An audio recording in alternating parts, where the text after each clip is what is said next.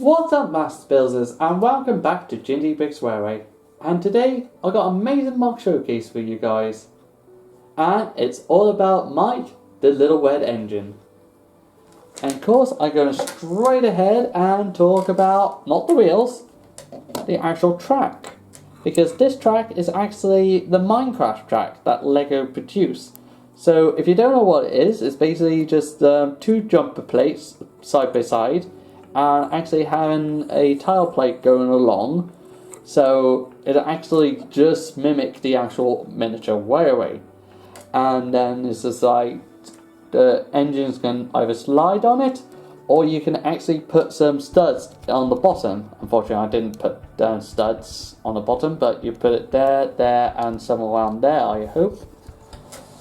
But of course though, now I go straight to the wheels. Because the wheels is basically, talking about the 3 studs wide track, but then you've got a 4 studs wide wheels. But yet again though, it's the only compromise I actually have done to the model. Actually, even though the model's meant to be 3 studs wide, but I can't do compromising that good. But it's either this wheel or trying to do, I can do wheels that could be more closer to the track, but unfortunately though, like this model over here, you literally either have to compromise the height or the width. And the model's 4 studs wide, so the width is more obvious. It's like you just need the height. It's like you can't go too high because these engines are nice and sleek. But of course though, these wheels are from Champions, I think it was. But of course they are being attached by those 2x2 with a peg on each side. So that's how the wheels have been attached. Apart from this is meant to be a wheel as well, like a little action wheel on the back. But that's a little bracket piece with a jumper on the end. I think I'm going to show you another one in a second. Actually, this is a bracket piece right here. But of course it's the other way round, so where that one is going down, this one's going up. And that's attached to a buffer, well, a stud, a jumper, and on top of the stud is a tile part. And that's attached to down here to make the buffer. And then you've got a 2x4 brick, no, not a brick, it's a plate. And of course, this is a tile piece right here, and only unique to Mike, his running board is actually slopes down. So I got this arch piece right here to slope down, and that's create the great effect. Hold on, there you are. And might as well talk about the actual smoke box now. It's the same technique as over here, but I will show you anyway of both of them. But to both of those sides, it's just like you can just see right here.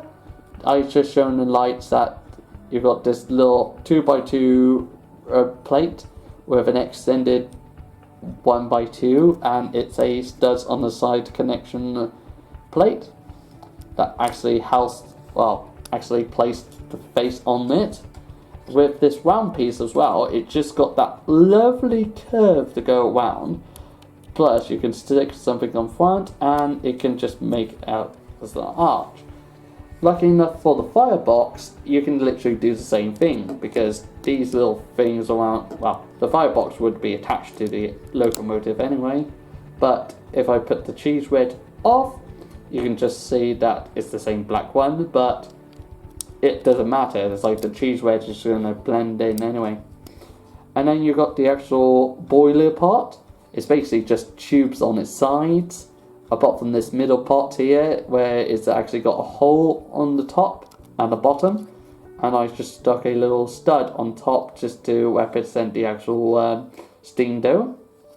And on top of here, we got a stud up right way round, and also one of these stamp pieces act as a safety valve or whistle. What I'm planning to do is have a driver right here who's trying to catch the whistle or caught the whistle when Mike's blowing it. There's a reference. But on the running plate though, I might as well mention that there are 2 jumpers here and here with these little boxes on both sides. I don't know what these boxes do or what they are, but I didn't really pay attention to that I paid attention to the details, but I didn't pay attention to what they are. Make sense? Nope, good. And of course, to the cab. The cab is basically a bracket piece going downwards, that is 2, and hopefully put a dial there, a little lever here, and something else down there. And of course, on the bottom, you can just see there's a grill piece, just like that 1x2 grill piece just there. Could just use a plate, but it's like, nah. And of course, you've just got 1 brick going along, and then you've got a plate and a tile. But then on top of that is these headlamp bricks. Sorry, there's a fly somewhere. Shoot. Funny enough though, these headlamp bricks are meant to be the other way around. It's like this little dot is meant to go into the boiler, and this little door, this little thing meant to be outwards.